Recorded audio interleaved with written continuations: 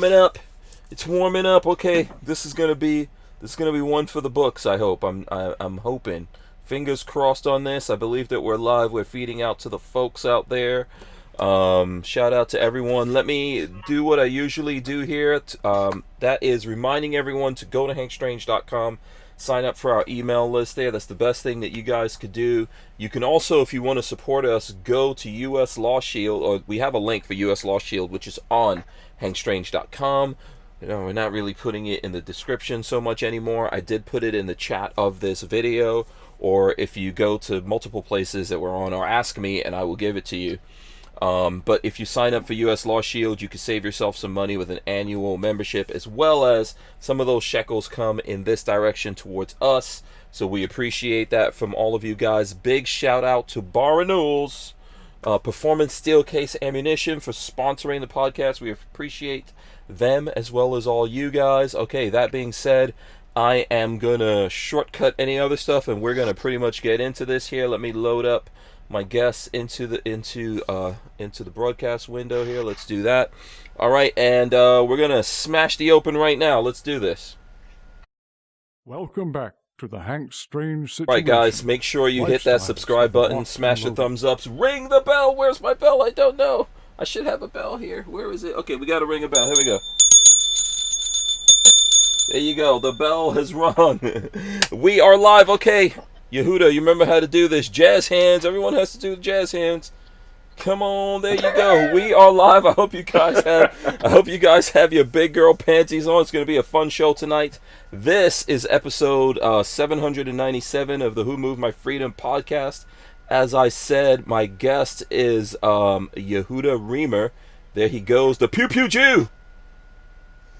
What's right up? there in the building. And the new book, by the way, hold on, let me throw it up here for the folks to see. Let's see if that's going to go in focus. There we go. Bullet Points, Reasons Why America Should Embrace Common Sense Gun Laws. What? You heard me right. Yehuda, what's going on, man? Not much. It's so good to be back with you guys. Yeah, good to have you back. It's going to be interesting. That title's going to get people going, Richard Hughes. Richard Hughes is like, wait a second.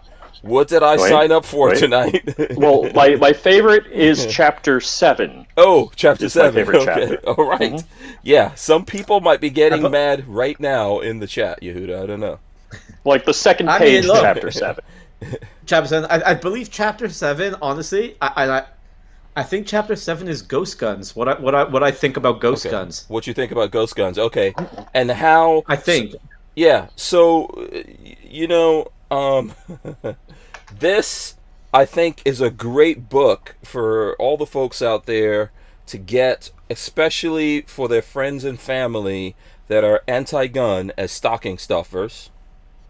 You know, I know you're Jewish. Obviously, you're the Pew Pew Jew. But this can also go along, you know, for Hanukkah, right? Absolutely. Yeah. It's gonna be a great gift. Just you guys stuff it under the bench on a bench. Yeah. Oh boy. Yeah. So we're gonna get into all of that. If you guys have questions, if there's stuff you want to know, can we other than showing the cover, can we show other stuff in there, Yehuda? Yeah, I mean, I don't know if you want to build it up however you want to do it, but if you want to show, if you want to show people what's in it, hey, I haven't been hiding it. I've been very open about my thoughts on common sense gun law and the reasons why America should embrace them. It's pissed some people off. Some people agree with. I would say most gun owners agree with my take on common sense gun law, especially with this book. So you know, I'm good. I don't hide. Right, absolutely. We're gonna get to all the tough questions. This is gonna be, you know, we might come to blows over here, all of that kind of stuff tonight. So we're gonna get into this. The first thing I'm gonna ask everyone to do is smash the thumbs ups. Okay, smash the thumbs ups as you guys are coming in. Share this, all that kind of stuff. We are really gonna get into this. Of course, if I forgot to properly introduce him, FlyingRich is joining us. You know, proud member of the BOP. I see. Oh, wait. Now the squadron BOP? comes before BOP. Yeah, BOP. Listen, You were in the BOP before the squadron. I don't care if you're the squadron leader or whatever. So BOP, which is Barnauls, you got that behind you. Show us your T-shirt, because this is available on the pewpewjew.com. There you go. Gun control is not kosher. There you go. And I'm sure you have some other... You probably have some new things on there by now, right, Yehuda? I have a ton of them. I know someone mentioned they like my shirt that I'm wearing now. Yeah, let's see that. I trigger hoplophobes. Right. So that one is also available on my website currently. Okay, very cool. So let's see. Where should we start this? What is this? I don't know what the... Yeah, where should we start this at? Oh, Lola, by the way, is sharing a link right there, because the book is available on Amazon as well as your website, I think, right? Yes. If you get it on Amazon, it's $11.99. If you believe my Herbie Hancock is worth all of $8, you can get signed copies on my website. And just throwing this out there, if you order a copy of Bullet Points on my website, you will get, and these are very limited edition, I'm running low, but you will get a signed copy of, hold on, where is it? In the middle. You can go right in the middle over your face. There you go. There we go. A Jew Exotic. What? Jew Exotic, yeah. Oh, you will get a 4x6 print of Jew Exotic. So, you are sexier than the Tiger King in that picture. Jeez.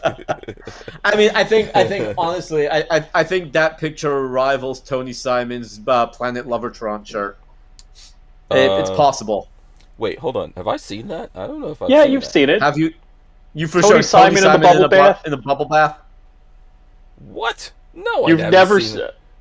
Oh, you've my seen gosh. it. Come on, you can't be a gun guy and have not seen that shirt. No. Okay, wait. Someone's gonna have to send me a link here. Tony Simon in a bubble bath? You think I'm gonna forget that? Yeah, that's on a T-shirt. No, I that never was saw all that. over. Did he wear that to SHOT Show? Yeah, I was on the T-shirt, on stickers, and all this stuff. Yeah. I don't. No. Okay, someone's gonna have to send me a link to this. Wait a second. How did this? There's no way I've seen this, because that would not go out of my brain. It would take a lot to scrub that from my brain. Vanessa Kitty says, "I Spit on Your Grave" is a classic. Is that who? So here we go. A couple of thumbs up for FlyingRich from Michael Avens. Hey, thanks, Michael. And Vanessa Kitty wants to know, how did you get the trigger to pose? What do I put? Trigger. The tiger to pose with you. So you want to answer that first? Let's start there. How did I get a tiger to pose with me? Right. It's Photoshop. What's the line?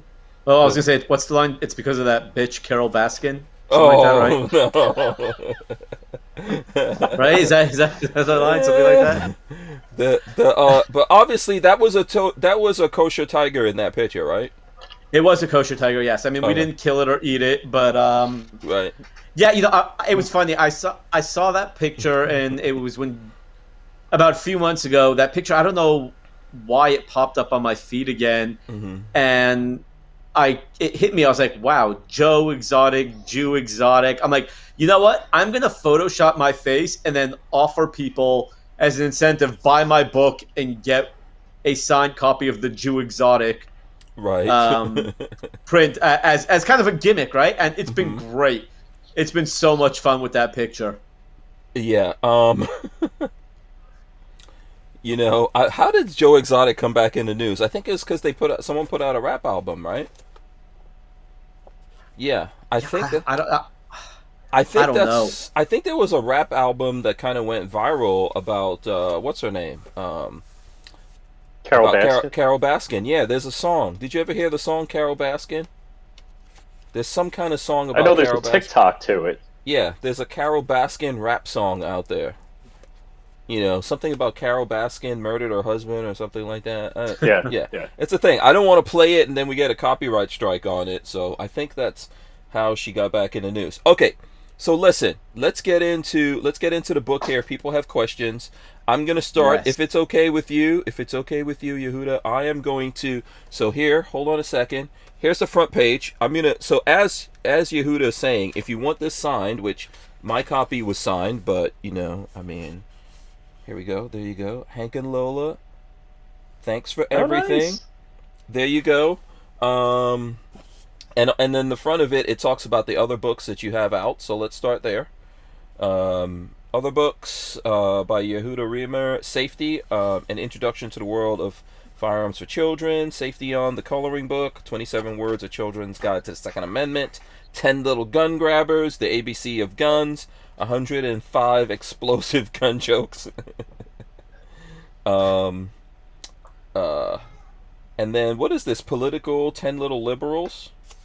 Yeah. So I wrote a book years ago when I used to write for Ben Shapiro back in the day, and after I wrote my this book right here. Oh, sorry, I lied. That book. Nope. I can't do this. I'm so bad. Right there. After I wrote this book, Safety on, an introduction to firearms for children, I was writing news pieces and news articles and very involved in the political world. So I wrote a book called 10 Little Liberals, which basically is what happens. It's a satire book. What happens when a liberal idea is confronted with a conservative idea. And the book was a huge hit. People loved it.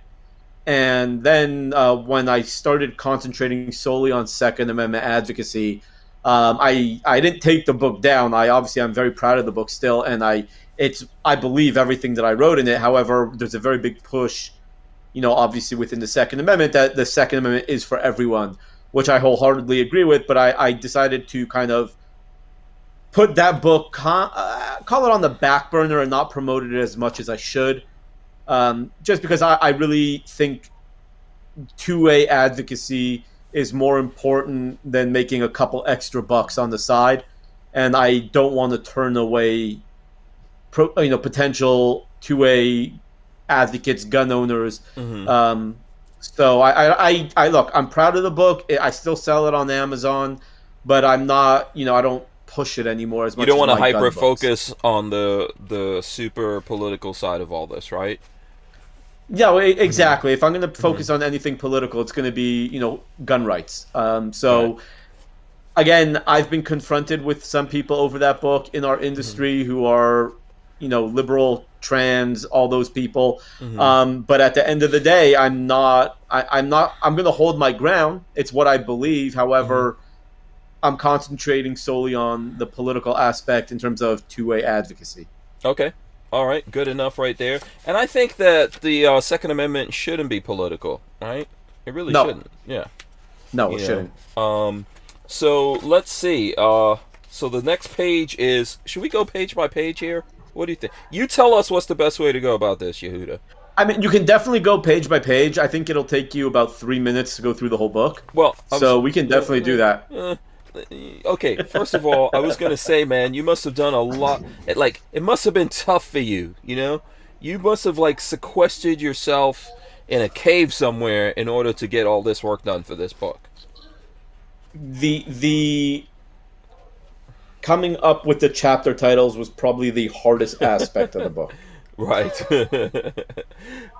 Everything else just flowed. Right, Rich, send me that link. Send me that link to the Tony Simon thing. Yeah. So let's so there's a reason for this. Let's go page by page right now, Yehuda. Let's see. I'm gonna put just me and you up here so that I could show the book. So there's the page right there that says bullet points. So let's go. What's the next page? Hold on. And I really think everyone should get this book. It is, as Yehuda is hinting to, very easy to read. So then there's is this a quote from Victor Hugo here?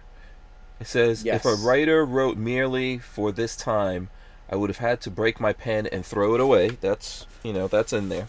We won't focus on that too much. Contents, the contents, table of contents, come on.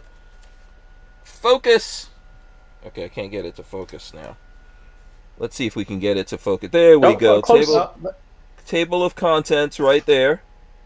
All right, so here's the chapters. Chapter 1, AR-15s and other assault rifles. All right. So I don't know if we should go chapter by chapter, but first of all, I'll lay out the chapters for people. If you guys have questions, let us know. We will ask Yehuda all the important questions right now. LV Louis Cipher wants to know, is there an electronic version, an audible version of the book? Oh boy. I'm actually working on an audio version. Oh, okay. It's gonna be. That will be interesting. That will be interesting. We'll see. Oh yeah. Let me see. I gotta. My camera is just tripping right now. Okay. So, chapter 1, AR-15s and other assault rifles. Chapter 2, high capacity magazines. Braces and bump stocks. Waiting. Chapter 4 is waiting periods. Chapter 3 is braces and bump stocks. Chapter 4, waiting periods. Chapter 5, red flag laws. Chapter 6, universal background checks. Chapter 7, ghost guns. Chapter 8, silencers. Chapter 9, psychological evaluation. Chapter 10, ammo and micro stamping. Chapter 11, liability insurance. Chapter 12, smart gun tech. Chapter 13, gun violence. And chapter 14 is the bibliography. So I'm just saying all that because we will go through chapter by chapter here and handle all the tough questions that you guys have. I think you guys will understand why here in a second that you need to buy this for all your anti-gun friends. So here's chapter 1, AR-15s and other assault rifles. It's going to take forever to focus on it, I guess. Let's see, there we go. Chapter 1, okay. There's the page, and it's got nothing to focus on because what's happening? The next page is nothing on there, and the next page... How many pages are we going through like this? There's nothing there. Okay, I think that's the point of this, right? Yes, my book. I am very proud of this book. Reasons why America should embrace common sense gun law. There are 0 reasons. I am a 2A absolutist, and I believe that all gun laws are infringements. So this book is a 220-page book that has blank pages in it. It's a great troll book. It's a great book to buy for your dad, who's pro-gun, and the sister-in-law who you hate, who's anti-gun. Right. That's the idea behind the book. It really was supposed to be just a very fun narrative that actually calls out both sides, right? You have the anti-gun side, which is just, it's fun to troll them. But then on our side, right on the right side, I can't even begin to tell you how many people have been pissed off and judged the book by the cover. Right. I'm pretty sure. So many people have been like, oh, the Pew Pew Jew sold out. He's compromised on the Second Amendment and all this like horrible stuff about me. But obviously I knew it was coming. And I'm just like, wow, go to Amazon or go to my website. And in the description, it says, this book is mostly blank for those that can't take a joke. And yet, people are still calling me out. I don't know how they missed it. Yeah, I mean, I'm not hiding it. And I haven't been hiding it. And it's been fantastic to see everybody's reactions. A lot of people in the industry, our friends, would, building up to the launch of the book, I was touting it as, oh, has the Pew Pew Juice sold out, and making this whole big thing, like literally scaring the hell out of people. And I had lots of our friends in the industry like calling me up, and they're like, dude, what is going on with you? What is happening? What are you talking about? And I would send them a small video. I know I sent it to you and Lola, of what the book actually is, and everyone was like, "Oh my God, can we write a review for you? We want to be part of this. We want to." It's never been done in the firearms industry, and it's just been really fun to as our Charlie Cook. I'm sure, as Charlie Cook said, he goes, Remer puts the troll in gun control, and I'm like, I can absolutely live with that compliment. So, yeah. Here, let me share for a second here my my Instagram, because I think I put this up last week. and I was expecting people to, you know, to like get all mad and everything. But here's one of the things: people don't. I didn't put that. I was expecting people to do this, right? Just to pinch and zoom and read the reasons why America should embrace common sense gun laws. First of all, not a lot of people do that. So I think they just saw the gun and that kind of stuff and like, oh, it's good. There are some people who did do it and they're like, wait a second, but somehow they found out. So there wasn't a lot of outrage, I think, when I posted it up. I didn't see a lot of people, get into a lot of outrage. Matter of fact, Iconicus Maximus, if you look at my comments here, he said, let me see if I can throw this back up. He said, got mine, mesmerizing. I read it cover to cover in one sitting. I couldn't even put it down. So there you go. Yeah, that's what it is, right? It's a book really. I mean, I had a lot of people reach out to me and say, hey, just want to let you know we bought your book. We bought the book because we like what you do. We like, we follow you. And we thought that we were going to at least give your new book a chance based on the last 4.5 years of everything I've done. And people were like, and we got the book and we could not stop laughing. Mm-hmm. So many people got trolled. So many people got, figured they were getting a whole book, and all of a sudden they're getting a completely blank book. Right. And some people got the joke. I had a lot of my friends also reach out to me, and they're like, hey, we know you do self-publishing through Amazon, and we know Amazon, Jeff Bezos, and, that tend to be anti-gun and stuff like that. Did they leave your book blank on purpose? Or are they just trying to mess with you? Literally, you should have said yes. You should have said yes. I literally got like 4 or 5 messages like that, and I'm like, no, not at all. It's the complete opposite, and it's great because most of the people so far have reached out to me, and people who were a little upset at first when they approach me and say, hey, your book is blank. I'm like, yes, it's supposed to be blank. And then I explained it to them. And they're like, oh, you got us. Oh, this is hilarious.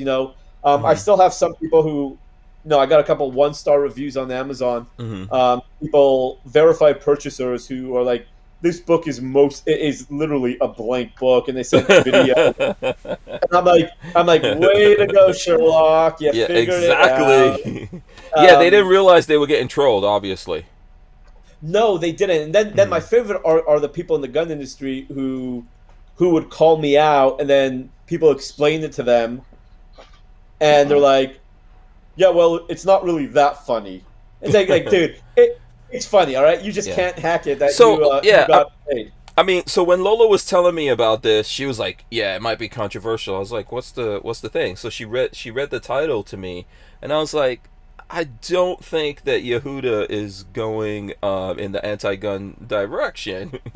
Look, obviously I think there's some folks out there who do talk about common sense.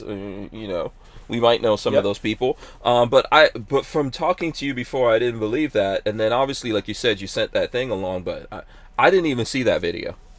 I didn't see it because I was like, yeah, I don't think Yehuda's going in that direction, but yeah, let's have him on. Let's talk about it, right? If he is going in that direction, we could have that conversation. Obviously, you're not. Do you want to tell us was there any big people in the industry who just got mad? Read the headlines and went off on you? Do you want to talk about it, or is it, honestly, there really wasn't anyone big in the industry that went off on me. Mm-hmm. I would say, in terms of the big names, I would say 100% of the people were pro the book. I did not get any hate from some of the big names in the industry. Mm-hmm. I actually, like I said, look at the cover of the book, right? I know he's not in our industry, but I had Ben Shapiro write that my book is comprehensive. Yeah, Ben Shapiro is going to co-sign that. Yeah, Ben Shapiro wrote my book's comprehensive. Anna Polina, who's a big conservative player, she wrote a review. Mike Mahalski, the owner of Sons of Liberty Gunworks, wrote a review. Brandon Herrera, the AK guy, wrote a review. KD wrote a review. Cheryl Todd wrote a review. Antonia Okafor wrote a review. Ashley Lubinsky, History and Heels, she wrote me a review. So I got some great people in our industry, some real powerhouses that kind of threw their name behind me, and they're like, wait, we just absolutely love this book, and we love what you're doing with it. So yeah.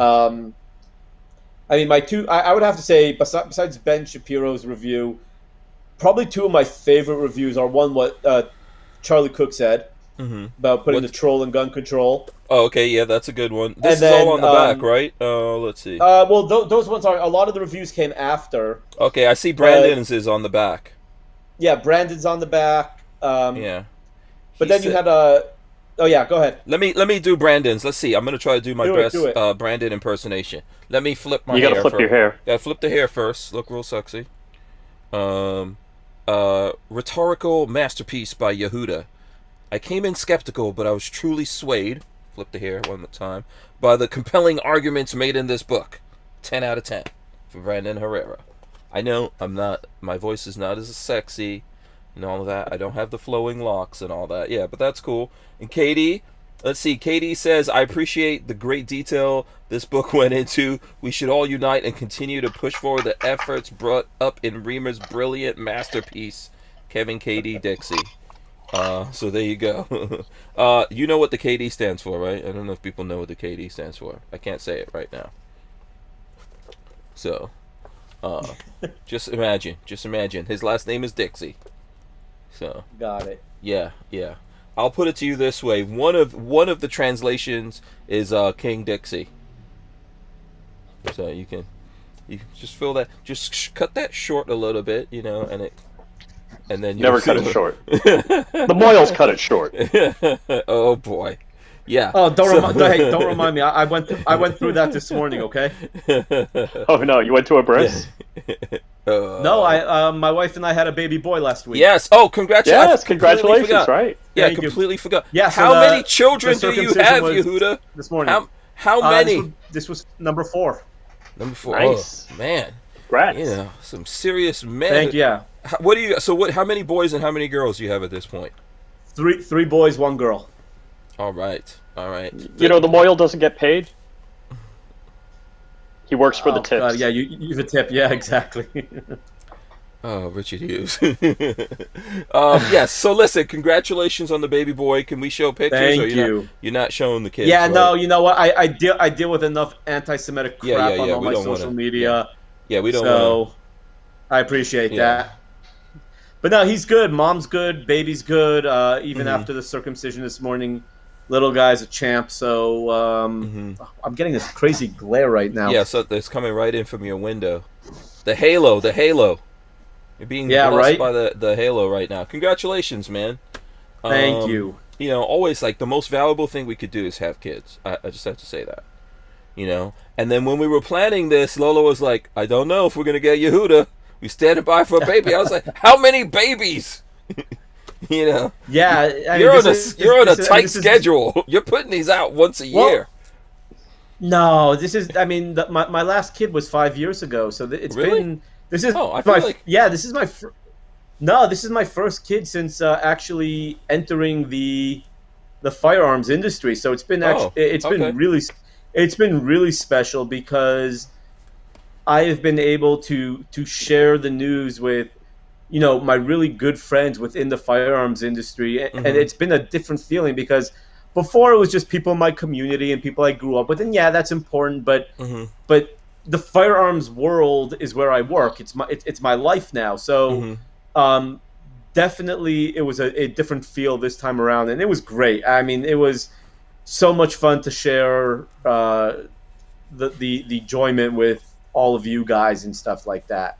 Okay, so, maybe I'm mixing you up with other people that are always having babies in the firearms community, which is cool. I love it. Are you going to give your son some kind of gun name?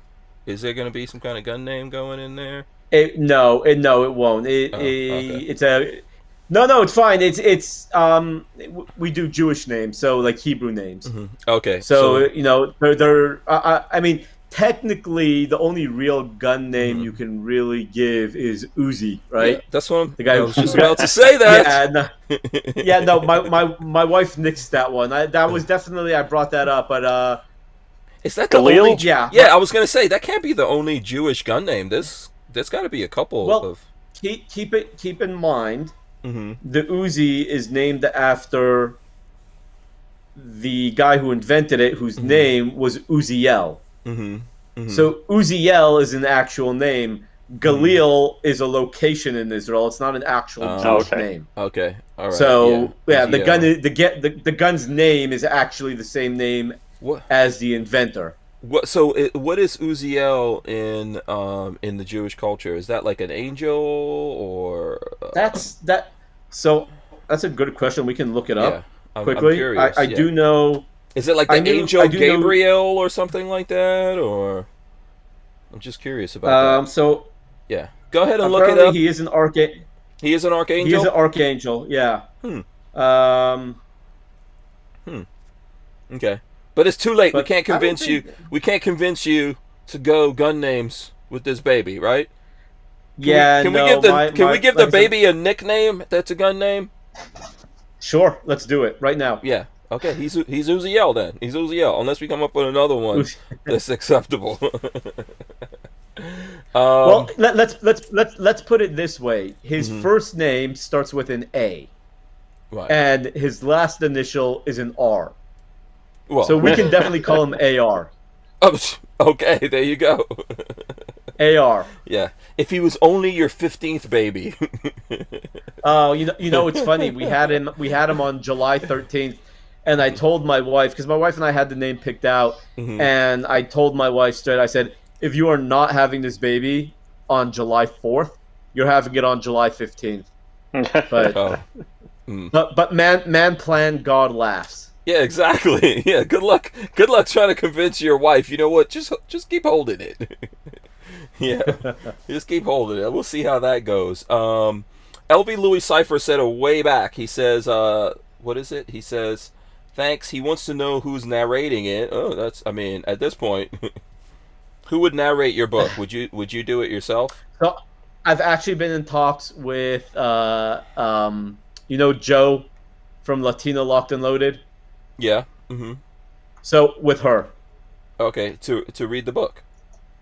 Yeah. Okay. Interesting. Yeah. Yeah. Why Joanna? I'm trying to figure that out. Why Joanna? Because the first person to make that joke about me doing an audiobook was Joanna, and. Okay. I was like, okay, that's hilarious. You're gonna do the book, and she'll be like, done. So I was like, done. Let's do it. So I actually have to talk to her about whether or not I'd actually do it. Okay. Let's see what else we got here. Shout out to Gun Doctor TV. Just give me 1 second. Okay. All right. So shout outs. We've got Gun Doctor TV out there. Let's see. Vanessa Kitty says, was he born on the 15th? There you go. Armin and Axes is trying to be funny. He says, Glock is what I would name the baby's poop.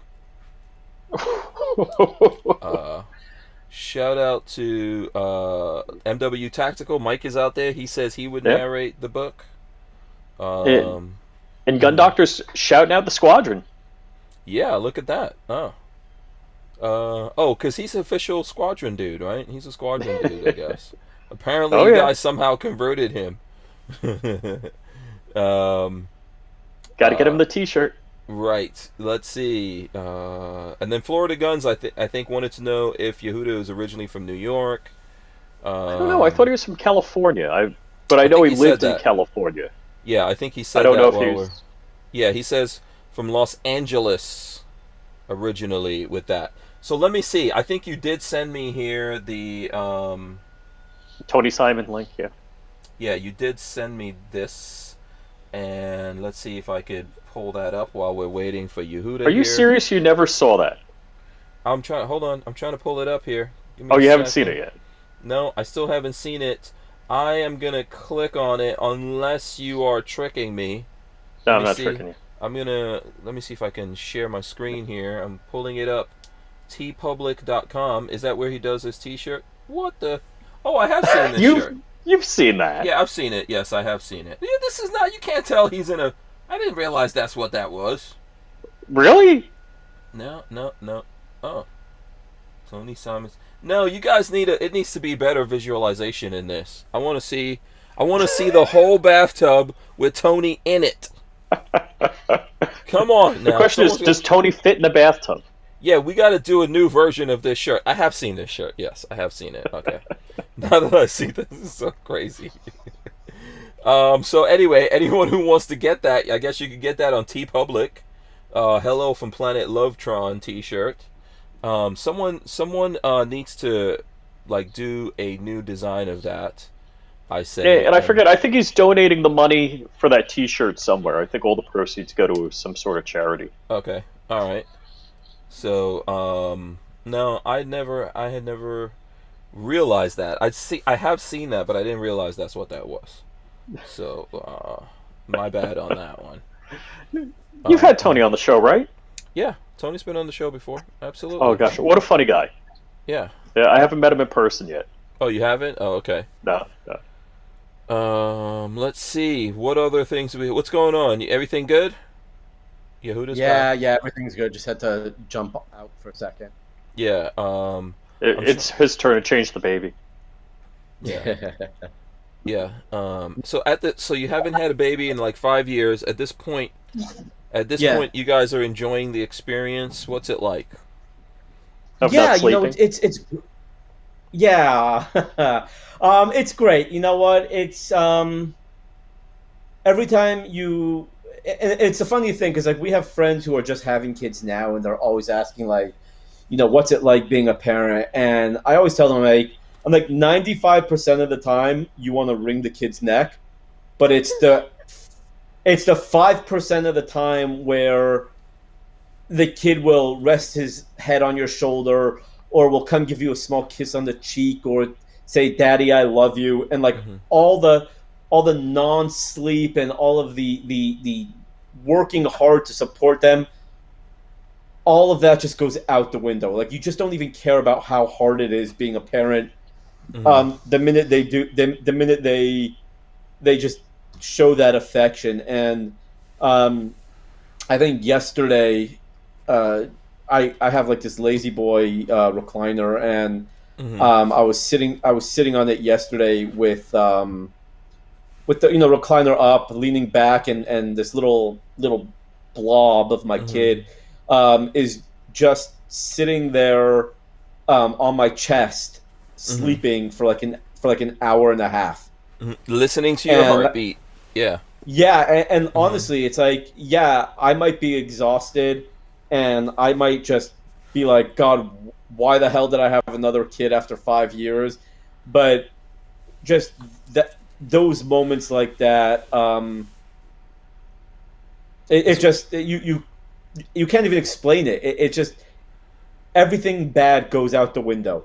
You don't care about anything except that love you have for a child. So yeah, I would agree with you. I think that kids are the only ones who truly love you. This is my belief. People come in and out of your life. Your wife might say she loves you, and she probably does. But your kids truly, truly love you, right? It's like my kids are like that. They, it's all pure. I believe them. They treat me pretty terrible when they grow up, right? They get, when they start talking back to you and all that kind of stuff, and wrecking cars or whatever, it's horrible. But that's the one group of people in the world who truly love you, your kids. If you're decent, I guess if you're a decent parent, even some terrible parents out there, their kids truly love them. So it's a good thing. I mean, it's funny. I actually just had a conversation with this with a friend of mine. I'm like, there's a really big difference between a father and a dad. Anyone can be a father. That's easy. Being a dad is where the hard work comes in, and when your kids call you daddy, that's big deal. It's music to my ears. Yes. Kathleen Music. Are you laughing, Rich, at Kathleen Music Lover? Is that no? Gun Doctor and I are having a conversation. Oh, okay. Kathleen Music Lover says, "Wild guess, Yehuda is Jewish." No. No. No, I'm not Jewish. No? Yeah. No. Yes. Night Train says children are overrated. I know there's a lot of people who feel like that. And Richard Monder was asking earlier, I forgot to pose that question to you. Can you get this stuff in England? Because Richard Monder is in jolly old England. So unfortunately, I'm okay. So I'm still looking into getting worldwide shipping. Mm-hmm. It's been a bit of a pain to get it set up. Keep in mind the whole Pew Pew Jew brand, my entire website, everything is a one-man operation. So I'm on my own. I'm doing, besides writing my books, designing my own T-shirts, fulfilling orders. I mean, everything's print on demand in terms of my T-shirts, but designing it, getting out, certain orders of my book signed, customer service, being a full-time dad, working at a tactical store here in Texas. I don't have a lot of time to get my stuff international. Also, because it's not the biggest market for me, so I don't really concentrate on it. It's nothing against anyone from overseas. It's just I'm not going to kill myself if I'm going to get 1 or 2 orders a year from some, But it is on my to-do list. It's just like I said, it's been tough being a one-man operation. Tell Richard to come here and pick it up. What's the matter with him? Yeah, listen, we just get Richard over here. I don't know if you know Richard Monder. He's always I've seen him at SHOT Show before, but he's usually at NRA and things like that. So we're trying to get him back over, in the land of the free here. And then who is this? Chris Bullis says, "What's a decent parent?" Let's start with Richard with FlyingRich. What makes a decent parent, Rich? So not that I talk about it. I don't treat my daughter any different. She's adopted. I got married when she was 5, and I think, I don't know how to be a dad. I have no idea. But I think it's being there for your kids, being there to support them. And well, I think to what Yehuda said, anyone could be a father, which means anyone can biologically be the father of someone. But a dad is a different thing. I think you're a great dad to your daughter. I've seen you guys interacting. Thanks. Yeah, you're the perfect dad for a daughter when she's young. You're very attentive to your daughter and all that kind of stuff. She's probably spoiled a little bit, but that's okay. That's not bad. I think you're a good dad. And you don't have to biologically be the father of someone to be a good dad, right?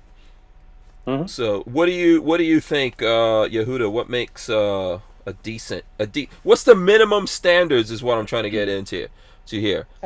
Minimum standards for parenthood. I mean, again, it all everything's different, right? Like Rich here, like you said, you have an adopted daughter, right? You have, so I don't know at what age you adopted her. I'm coming from having 4 kids of my own from, actually birthing 4 kids. So for me, I find the best way to be a good dad is it's more than just paying attention to them. It's discipline. Being able to discipline a child but still showing them that you love them is a very hard thing to do. But, we see so many kids running amok nowadays and causing so many issues, being on the streets late at night and all this stuff. Like my 5-year-old, he burps, he says, "Pardon me." My kids say thank you. My 11-year-old boy, he holds the door open for people who are older than them. I'm trying to teach all my sons, that chivalry is not dead. There's so many. That's kind of like an open-ended question, because there's no one thing you can do to ensure that your kid is going to be a good kid. Yeah. But if I would say the most important thing to do is discipline your child. Yeah. Yeah. I think the question of what is it, like, decent for me means like at least you're doing the standards, You You can go extra. You could be a super parent, but decent. Look, you take care of the kids you're responsible for. You feed them. As Yehuda's saying, discipline. I think you have to say no to your kids. That's part of being at least decent. Yeah, setting boundaries is a big deal. Yeah. Don't abuse them in any of the ways that exist. Don't beat them up. I believe in. Sometimes you got to get some punishment. It's a good thing for a kid growing up, but you don't want to beat your kids up either. You don't want to starve them to death and all those kinds of things. Don't have your kids in criminal enterprises. Don't involve your kid. That's like at least entry level. It's at least. So the funny thing is, before my daughter went to college, she was much more moral than my wife or myself. Mm-hmm. And she's like, "Dad, you downloaded a movie. Isn't that illegal?" I'm like, "Just don't tell anyone." Yeah. Kathleen Music Lover says letting kids run amok is not the way I've seen wild kids out in public. Oh yeah. If your kids, that's one thing. Like a decent parent doesn't let their we're like I'm saying here, talking entry level. I'm not talking like awards and stuff like that. Entry level, your kids should not be out of control. If you're in public and your kids are out of control, you have failed. Yeah. Okay. You failed that. So. Well, that's why I said discipline is to me the most important thing, because if you discipline your children, and again, I'm not talking about being a dictator, but if you discipline your children, it gives me more hope knowing that my kids will be able to do the right thing because they know that there's consequences to their actions, just like there's consequences to later in life. You come late to work, you're going to get fired.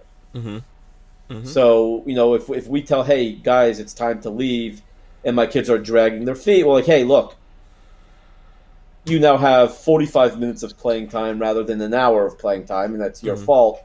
Nobody else, it's nobody else's fault but yourself. So, it's just like discipline for me is just so important, and it is for my wife as well. Yeah.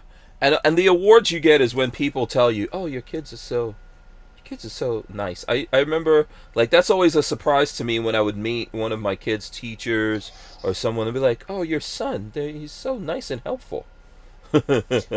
So Hank, between you and Lola, who's the softie and who's the tough guy? Lola's the softie. I'm the tough guy. She's good cop, I'm bad cop. And if I ask Lola, what's she going to say? She's going to say the same thing. Yeah. Really? Yeah. I mean, regardless of what you guys think, that Lola somehow is the tough person in our relationship. Lola is a tough woman. Otherwise, I would not be married to her. But I am the tough person in our relationship. At the end of the day, I'm the one. She's always telling me, chill. Okay, you go easy. I've been telling my kids every birthday. I was like, oh, so I remember on the first birthday, I was like, yeah, you got 17 more years. I kept doing that. They're still living with me. They're still living here. But I'm really tough on my kids. They tell Lola everything. They don't tell me stuff because they don't want me to get mad. So everything goes through Lola first, and then I have to find out by investigations. No, see, my daughter tells me everything. Okay, so you're the softie. So basically, you're the softie. I don't think so. Yeah, you're the good I don't cop. think. I don't think she gets off that way because. Okay. Is her mom tougher on her than you? I think Terry's quicker to fly off the handle. Oh, is that okay? That's your translation. Yeah. Yeah. Well, I mean, you know what? That's what Lola would say, that I fly off the handle easier or whatever. But Lola grew up really pampered. She actually had her own room. Can you believe that? Lola grew up as a kid. She had her own room. That's a foreign had concept. her own room and own bathroom. Yeah. And so we move into this house. Go ahead. And there's a shared bathroom, but it's between my wife's office and her bathroom. So she doesn't want anybody else using that bathroom, even though it's the closest to the common area. No. Lola still has her own room in her mother's house right now. Okay? We've known each other 25 years. She still has her own room. I grew up as a kid. Own room. You know, I mean, sometimes all of us had one room. There's times when we've lived in a one-room apartment, but definitely we had to like share. We had to like share the beds and stuff like that when we were kids. So like one of us, the head's going this way, then the other kid, the head's going that way, and then people are peeing on each other in the bed. Yes, I had to go through. Lola never had to suffer that. She never had to suffer that. So I think she's completely spoiled and spoils her kids. So let me get to this. I don't know if you guys, it seems weird to me to meet someone who had their own room growing up and still has it, but you guys, I think for like 10, 12 years I shared a room with my sister. Yeah. Yehuda's not saying anything. I'm assuming he had his own room. No, I did not have my own room until I was 15. 15? Oh my goodness. They spoiled you. Because the other ones moved out, or yeah. Oh, you can. Yeah. No, because my older brother had an own room, and then after he graduated high school, I had the pick of his room or the current room I was in, and I kicked my younger brother out. Said, "You go move to the small room." Oh. And but I only had my own room for like 3 years, so I grew up sharing rooms also. Yeah, I didn't get my own room until I moved out and got my own apartment. And then people in my family came to live with me. That's how that went down. Well, it's great. You make now them pay at my rent? house. No, they didn't. No, they didn't pay rent. There's people in my family believe family means you don't have to pay. You don't have to pay for things. Cook you dinner, buy you food. No. Chip in for the electric. No. No.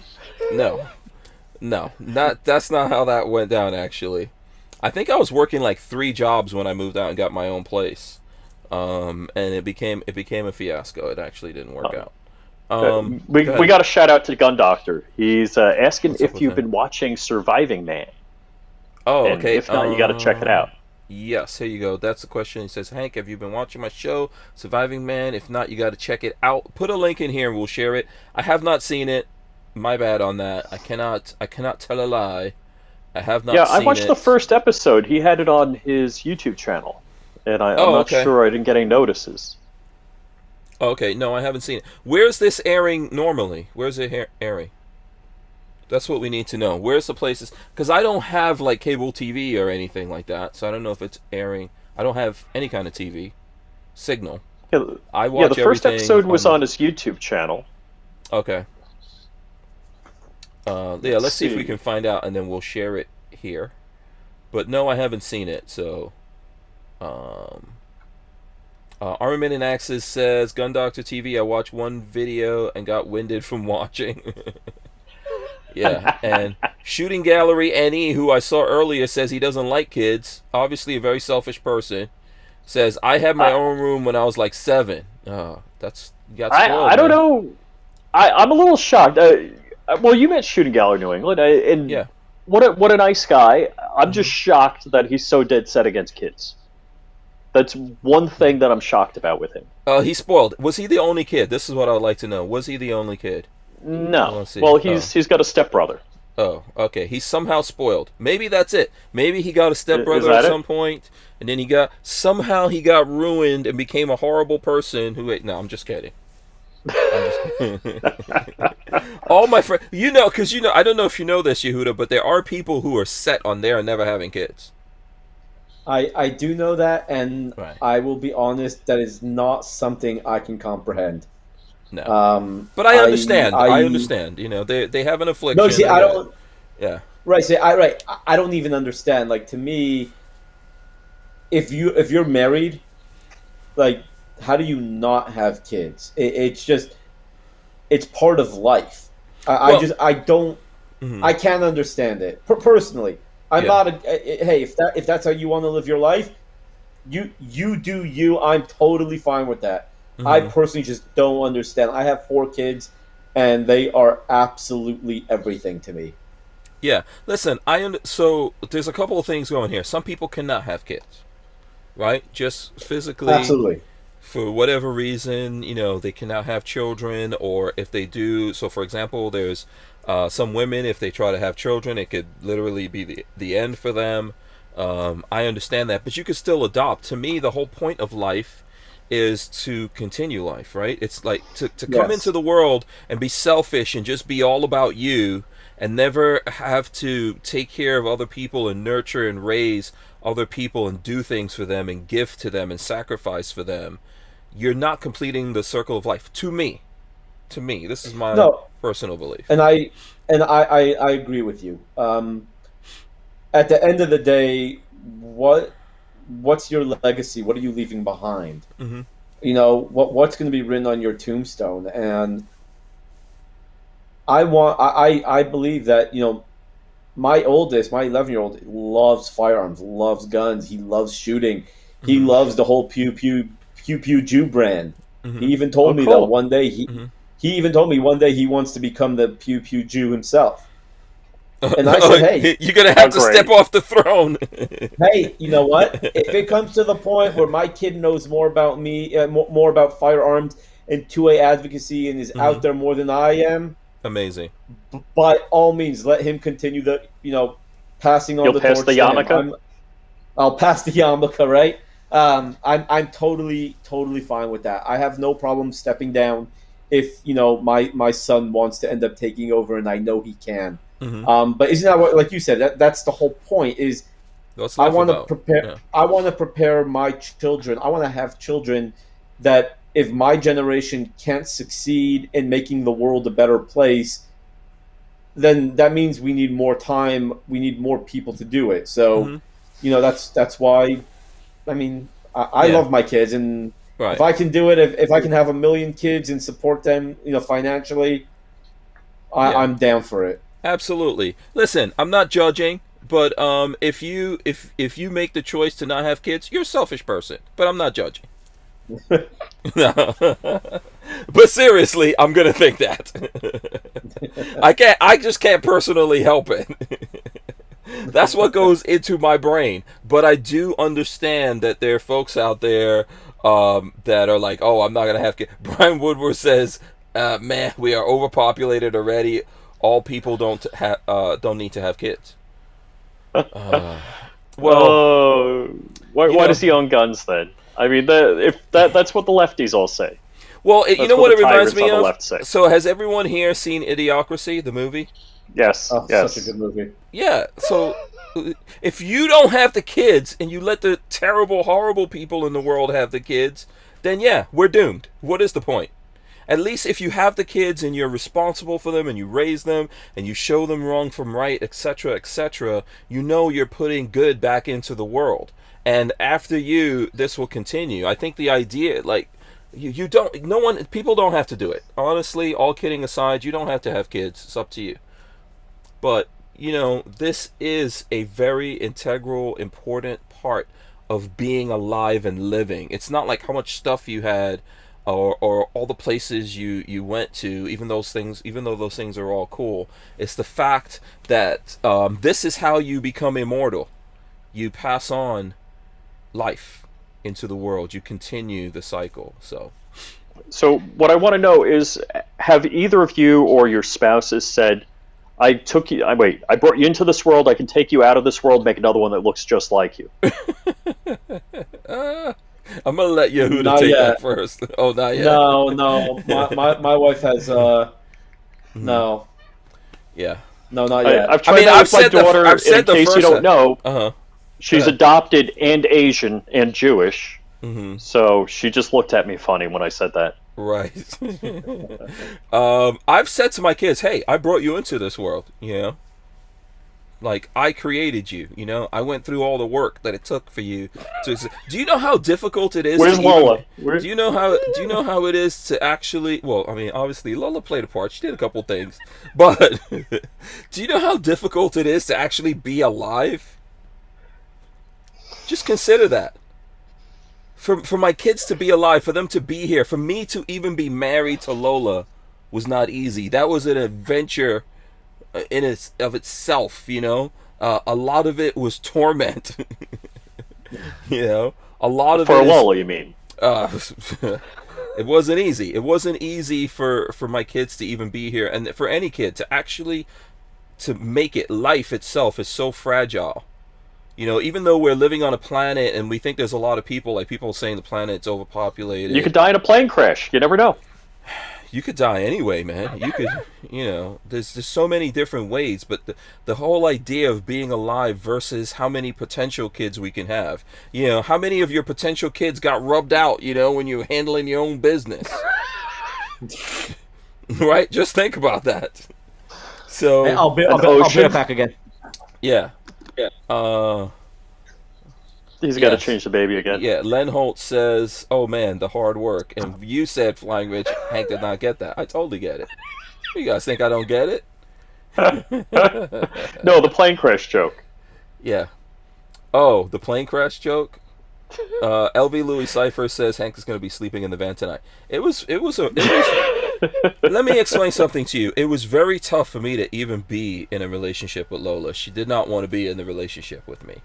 So let's just talk. Let's forget about all the stuff. Well, that was most women, Hank. Yeah, let's talk about the whole accident of life and life coming about, even existing. Right in the universe, we haven't found any other life. On this planet, there's plenty of life, obviously, right? But so let's put that aside. For Lola and myself to be in a relationship and get to the point where we get married and have kids was not easy.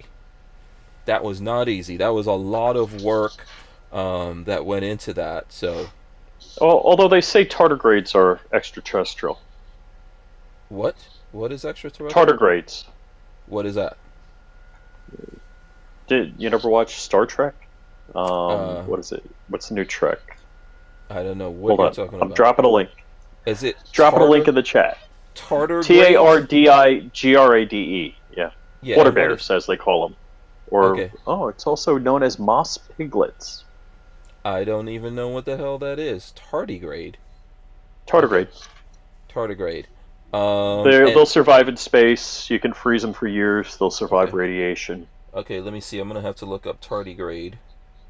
Tardigrade. Tardigrade. Okay, I'm gonna have to look that up here. And while that's going, 42 Chilled, who actually listens to the show, obviously, said Hank's mother warned her. Yes, indeed. There were lots of things. Now, my mother used to say, "I hope you have kids just like you." And I said, "No, Ma, you don't know half the crap I've done." Oh, okay. So on your own, did you want to have your own kids, or? Well, I was 42 before. Was I 42 before I got married? Yeah, I guess so. Mm-hmm. So I was well on my way not to have kids and not to be married. So, it wasn't something I planned for, realistically. Yeah. So let's see here. Let me run this in. So here's the tardigrade thing that you're talking about. Tardigrade, known colloquially as water bears or moss piglets, are a phylum of 8-legged, segmented microanimals. Tardigrades are usually about 0.5 millimeters or 0.02 inches when fully grown. They are short and plump with 4 pairs of legs, each ending in claws, usually 4 to 8, or suction discs. Holy moly, that's totally disgusting. There you go. So those are aliens, you're saying? Yeah, they can survive in space. They're pretty much immune to radiation. You can freeze them. You can dry them out. If you rehydrate them, they'll live. Yeah, okay, so supposedly they can survive in space, but have we actually found any in space? I'll have to ask Jeff Bezos. Oh, okay. Kathleen Music Lover says microscopic animal. Gun Doctor TV says water bears. So there you go. Everyone is saying organism tech. Yeah, I've seen those before. I didn't know that's what their name is. Gun Doctor TV said they look like sausages with 6 legs. Yeah. So there you go. Yeah. And what was the version of Star Trek? Oh gosh, the last Trek they did, not the Picard one. You're talking about the reboot, the Dark World, or something? No, not the reboot. I can't even remember the name of the last Trek. Yeah, it was the Star Trek. I'll have to bring up my Plex server. Yeah, it's the reboot movies, or are you talking about the series? No, TV show. I don't it was even look CBS at that All crap. Access. Oh, I don't look at that. Yehuda, are you a sci-fi fan? Very picky, depending on what it is. Mm-hmm. Yeah. I actually was just talking about this with. I was on Joe and Rolo's show, Latinos Locked and Loaded, a couple nights ago, and we were talking about it. And I was saying how the original Star Wars are great. All the new Star Wars except for Rogue One, all the new Star Wars except for Rogue One, have been absolute crap. I fell asleep on what was the Han Solo movie? Yeah, it's so I bad, think it was called Han Solo. Oh yeah, but then if things didn't blow up in the end, I would have woke up in the theater the next morning. Yeah, it was terrible. It was a terrible movie. Yeah, but then what's interesting though is I've never been a Star Trek fan. However, the reboot movies with Chris Pine have been fantastic. Yeah, they've been good movies. Yeah, absolutely love them. Yeah, Lola likes the one with Benedict Cumberbatch. Yes, that was the second of the three new ones. I think it's Dark World or something like that. He played. Didn't he play Khan? Khan. Yeah, he was Khan. Yeah. He says Gun Doctor TV says I'm a huge nerd. Best space show Firefly. I'm actually looking at Firefly right now while I'm editing. So Firefly is great. I love Firefly. Serenity the movie was good. Definitely good. Definitely fun. But besides that, I'm just not really a big sci-fi type of person. So I mean, there's certain like standalone sci-fis that I like, but overall, sci-fi is not really my main genre that I like. Kind of entertainment. What's your kind of entertainment you like? I'm old school, so I like a lot of old TV shows and old movies. But I kind of like. I mean, I love action adventure. Those are always fun. Unfortunately, now that I'm in the firearms industry, a lot of it's been ruined for me. Because yes, like what was it? I was just watching a movie, doing some editing, and I had the Hitman's Bodyguard, with and it's a great movie. It's a really fun movie, but at one point I see this Interpol agent grab his gun like this, totally teacupping, and I'm like, no, stop! It's so easy to correct that. Just don't. So things like that kind of killed it for me. But overall, I like some shoot 'em up action. All right. Did you see Tomorrow War? Okay, so not yet. However, I have it. I am waiting for my in-laws to leave. I'm waiting for my parents to leave. I am waiting for my kids to go to bed. My wife and I. My wife and I have a projector that we bought so we can watch movies with the kids, projecting it on the wall. Oh, cool. I've got a JBL Charge 4. I am waiting to have life back to normal after Spawn number 4. And I am going to project it on the wall, make it a 10.5-foot screen, and watch it that way. But I have heard fantastic things about it. Fantastic. From smooth-brained people, maybe. I think the Tomorrow World is decent. Tomorrow War. The Amazon one. Yeah, the Tomorrow War from Amazon. It's a decent movie. Yeah. Really? I think the first 2/3 of it is really good.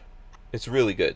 The last third of the movie kind of slows down a little bit, but I think it's still slows down. The whole movie was awful. We can do a movie night on it. We can do it. Don't ruin it. For I got a Yehuda. beef. Yeah, I won't ruin it. Do not. Ruin it for Yehuda. Don't ruin it. Look. I happen to love Chris Pratt. I really like Chris Pratt as an actor. Yeah. I think the movie visually looks amazing. I think it's the plot seems like a bit somewhat original, maybe not completely, but a little bit original. So I'm definitely, all movies like that nowadays, I definitely go in with an open mind. Mm-hmm. So, look, I'm okay with them shooting 150 rounds out of a 30-round mag. I can let that go. Mm-hmm. But for sure, I prefer the movies that have gunplay to be more realistic gunplay. And in the process of editing, that's been going on for a long time. In the process of editing, you're going to skip out on some of these things. I think movies these days are better with the gunplay. They get real consultants and things like that. Well, you got stuff like John Wick out there, yeah. Yeah, for sure. So I don't know. I would try to have this conversation without ruining the movie for Yehuda. Well, Brandon Herrera did a good review of it. Okay, at least of the gun stuff going on in the movie. Yeah. I think that you have to realize, like, the whole premise, which I think you're aware of the premise, right, Yehuda? Yeah, I'm definitely aware of what the movie's about. Yeah, so the whole premise of people from the future coming back to the past to get us because they're up against these aliens that are just, ridiculous to fight back against. I think to do a 1-week enlistment. Yeah, I think it makes it tough. Looking at the movie, if you look at it from the weaponry point of view, I kept telling Lola, I was like, they need bigger guns. I would go with an RFB. That's what I'd go with. That is the one thing that I have heard is that someone wrote a whole review, well, not a review, just this whole post about how, like, was it Chris Pratt's character has like a 10.5-inch barrel, like normal AR going up against these indestructible aliens, and I'm like, look, you know what? I get it, okay, but you can't just be nitpicky with every single thing, right? It's like sometimes you just gotta say, hey, this is Hollywood. They're getting the gunplay right. Maybe not perfectly, but they're not showing guns in a bad light. I'm not saying I'm saying in this particular movie. Again, I don't know. I haven't seen it, but sometimes you just have to kind of let it go and understand it is still make believe. This is not real. And if you can go in with a bit of a more open mind, I find that you are going to enjoy a lot more than not. And look, I'm the first one to tell you, I hate everything, right? I cannot tell you. I think the last thing I watched that I truly enjoyed was a show called Ted Lasso on Apple TV. Oh, I don't even. I don't have Apple TV. Ted Lasso. What's that about? So basically, it's about some like Division II football, Division II college football coach takes his team to the championship, which is just a small, minute portion of the show, but ends up being hired by a premier soccer club in England to be the head coach. And it's with Jason Sudeikis plays Ted Lasso. The show is just a fantastic, feel-good show that you're smiling, you're laughing. It's just a great all-around show, and I absolutely loved it. So I hate most movies, most TV. I really do. And it's just one of the things that sometimes I feel, especially with the way Hollywood portrays gun owners, like, yeah, I get it. Should Chris Pratt have used probably more powerful weapons against these indestructible aliens? Or go to the future with more than 2 mags? Probably. Yeah. But you know what? At the same time, it's one of those things that I'm gonna overlook it. Yeah. So there's a thing in Guyana called picture like a picture. You have to realize you're looking at a movie, ultimately. So now here's my point that I'm always shocked at. Like, there's not the armor or something, but maybe he doesn't get to talk to anybody, like the ex-Navy SEAL that's handing over all the guns, the prop master or whatever you call it. He's not saying, you really should be using a bigger caliber weapon, or if you're going, you need a couple more magazines with you, like maybe a mag pouch. Or... I think the point of this movie is that the people, and I'm trying to say this, I don't think it's a spoiler, basically the people from the past going into the future to fight are just like cannon fodder, which is typically what happens in a lot of conflicts that we have even today. Yeah, that's a good way to say it, not tell the whole story. Yes. Mm-hmm. Right, but Rich, think about this, right? Like your idea of going into combat against someone who's greater than you and indestructible with only 2 mags and a 5.56. Well, look what Russia did, right, in World War II. It's like you have the gun, you have the ammo. If guy with the gun gets killed, you pick up his gun. Not everyone got firearms, stuff like that has happened in real life. So, sure, if you want to tell me, if you tell me, look. If you tell me a guy pulls out a 5-shot revolver and gets 15 shots off, I'd be like, okay, that's just stupid and ridiculous. That I don't want to deal with, right? But there's certain things that I think I can overlook. Like, for example, do you ever watch the show? It was on for like 6-7 seasons. Oh my gosh, it was on Cinemax. What was it about? Total Action Show. These 2 guys. Strike Back. Okay, Strike Back. You ever watched Strike Back on Cinemax? No. First off, if you want to watch the best gunplay in action in TV history, I'm talking about mag reloads, the way they move, the way they fire, the way they cover each other. I mean, it is just picture perfect, right? The one thing that drove a lot of people nuts about it is you have these guys who are like in the middle of the Amazonian jungle with just a little ear comm, and they're talking to people in England without having any sat, right? So it's crazy, crazy, but I still get it. It's Hollywood. There are certain things. Life is not perfect. Hollywood is not perfect. Now, look, I'm not making excuses for Hollywood, right? Like, I hate Hollywood, obviously, like most of us, right? However, it is what it is, like if you can just overlook small things like that, say, look, it's a movie, I get it, it's not perfect, I'm going to try to enjoy it as much as possible. You'll find yourself enjoying things a lot more. So, well, you're right about that. You're definitely but so I like a movie where there's character development, and I really didn't see any character development in that. Even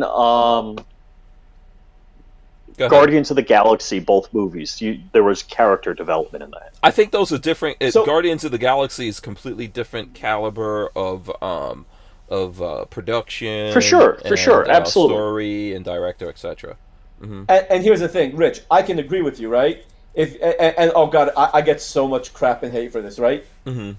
The second, if you ask most people what is the best Lord of the Rings movie, most of them will tell you The Hobbit. The second or no, I'm just kidding. No, most of them will tell you the second or the third one, right? Me, I hated the second and third Lord of the Rings. Why? The first Lord of the Rings movie, The Fellowship, had such amazing character development and did not rely on CGI. It was a fantastic movie. So yes, if you tell me that The Tomorrow War is not the greatest movie because there just wasn't great character development and stuff like that, yeah, I was so excited for that movie. What's it called? Grey Ghost.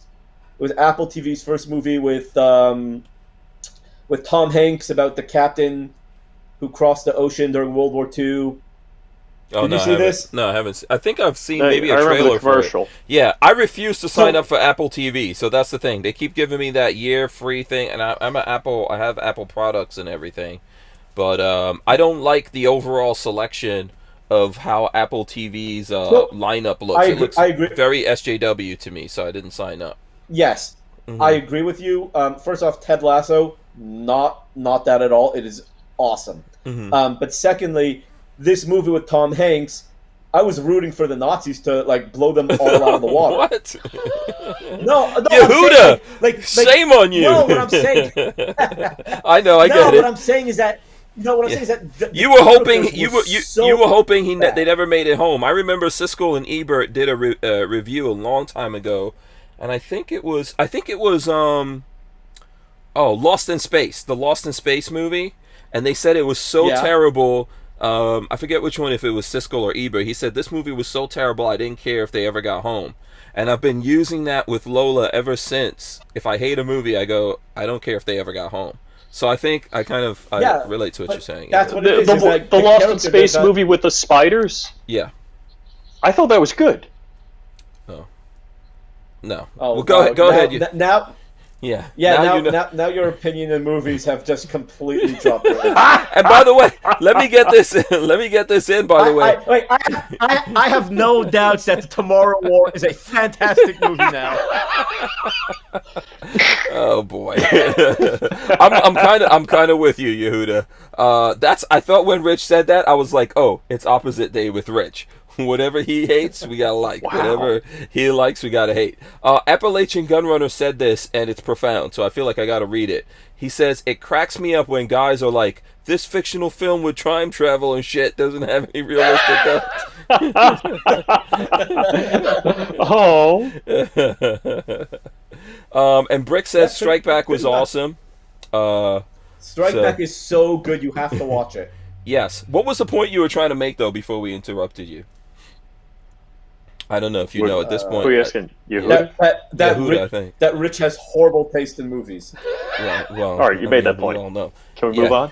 Yeah, he also can't land a plane to save his life, but okay. Look, 2 crashes. All the other landings were fine. I don't understand it. Yeah. I think ultimately there has to be some kind of license for stuff, but I don't want to get too deep into that movie because I would like Yehuda to watch it, or maybe for more folks to. If you're out there wondering what we're talking about, The Tomorrow War, it's on Amazon. If you have Amazon Prime, then you can watch it for free. All right. Go watch it, and then we'll do something on it. It wasn't as bad as Bird Box, which was pimped all to hell as opposed to being something good. I never watched which I never understood. Oh, you're much better for it. Yeah, I don't even know what that movie's about, but I know what the movie is because it has Michael Jackson in it. That's all I know about that movie. It's got Michael Jackson. Well, you know, I mean, Michael Jackson became what's her name? You know that, right? Yeah. Yeah. What's the name of that? The woman that's in that movie? I don't know. She was married to what's his name? Yeah, exactly. Jesse James. She was married to Jesse James.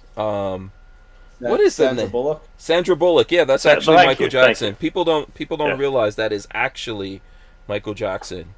Michael Jackson is still with us. He's making movies now, as he always wanted to do. Yeah. So let's see. So let's see. We need to get into some other stuff here. We were going to go through the bullet points here. Do you guys want to get? Can we move back to that? Can we go back to the that? book? Let's do it. And actually, let's do it. I haven't got one order yet, so we have to get. Oh no! Oh, you guys, come on! You got to go check this out. Wait. Actually, and let me show people. Let me show the website here for the folks out there. Go to the pewpewjew.com. That's what you need to do right there. Go there now. Bullet points is on the site. Get this book. Send it to those gun control folks you know out there. First of all, they will love you. Second of all, they will hate you. They definitely won't thank you. But you'll be happy. And you've got a bunch of shirts on there. I do, yes. Yeah. You've got, I see you've got a chutzpah shirt on there. A chutzpah with a M16 with a 203 grenade launcher. Let's see if we can get a closer look at that. Chutzpah. Come on, go. There you go. Chutzpah shirt on there. Lots of cool things. You still I think we crashed his website. It's not coming up for me. Oh, it's not? Okay. Seems like it's working here. I'm trying to see where's the stickers and stuff like that. So stickers, you go to EDC. Oh, EDC, drinkware stick. Okay, there you go. Boom. Wait, are these guys your what is that I just saw there? EDC. Did I just see Joanna and Rolando? No. Oh, no. I thought that was Rolando here for a second. No. No. I hear what you're saying, but yeah, no. Yeah. Okay, so here go the stickers and patches and stuff like that. There you go. There's the this is the patch for that shirt that Rich is wearing right there. You know, some good stuff going on here. But anyway, you guys need to go check out check out the Pew Pew Jew. That's all you need to Google right there to find it. What's up? Do you have a firearm menorah that I can buy for my in-laws? Like a real one? Yeah, that would be. Give them the book and the menorah. Have you never seen the one I built for myself? And I'm looking. Okay, no, so I built. I don't know how you can see it. Yeah, you can't. I basically took. I basically took a 15-inch quad rail with two. Oh wait, I did see that. You had that on your IG. Oh wait, it's on the IG. So, okay, hold on. Yeah. Oh, but it's far back. Yeah, okay. I mean, if anything, you're gonna have to go back. To like December a year ago. A while. Yeah. Okay.